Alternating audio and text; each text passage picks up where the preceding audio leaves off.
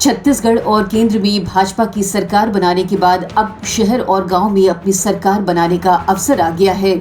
छत्तीसगढ़ राज्य निर्वाचन आयोग ने नगरीय निकाय और पंचायत चुनाव की तारीखों की घोषणा कर दी है। छत्तीसगढ़ के 10 नगर निगम, 49 नगर पालिका और 114 नगर पंचायतों के लिए नामांकन प्रक्रिया 22 जनवरी से शुरू होगी।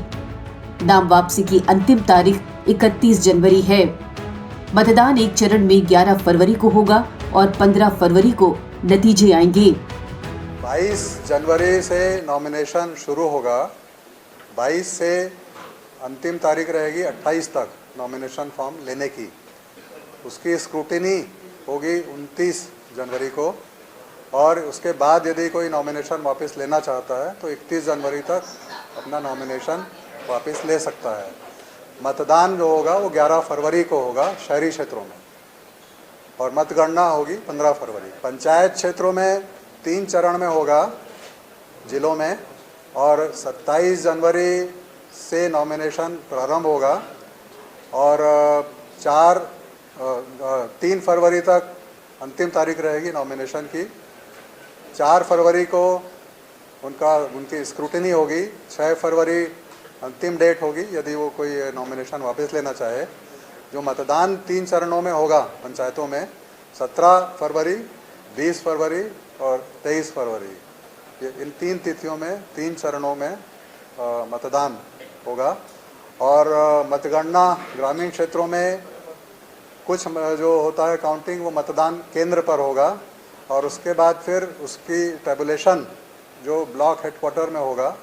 तो मतदान केंद्र में मतगणना होगी वो 17 फरवरी, 20 फरवरी और 23 फरवरी। मतलब जिस दिन मतदान होगा उसी दिन मतगणना वहाँ पर हो जाएगी, लेकिन उसका टेबुलेशन 18, 21 और 24 फरवरी को किया जाएगा और उसके बाद फिर जो अप्रत्यक्ष चुनाव हैं वो उसके बाद फिर आगे होगा।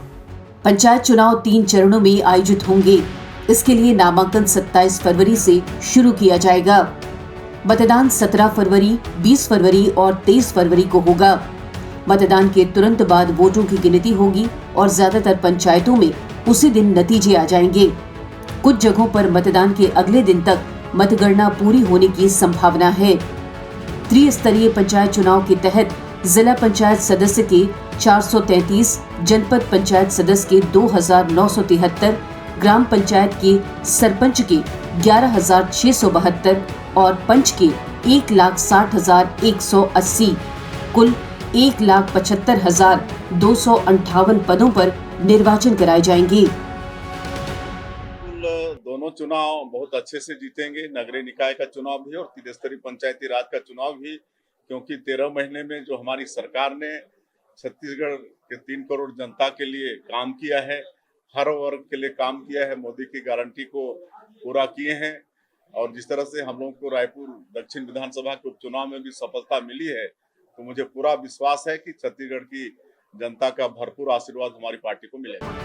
नगरीय निकाय चुनाव ईवीएम से कराए जाएंगे, जबकि ग्रामीण क्षेत्रों के पंचायत चुनाव में बैलेट पेपर से मतदान होगा। वोटिंग के लिए 18 तरह के पहचान पत्र मान्य होंगे।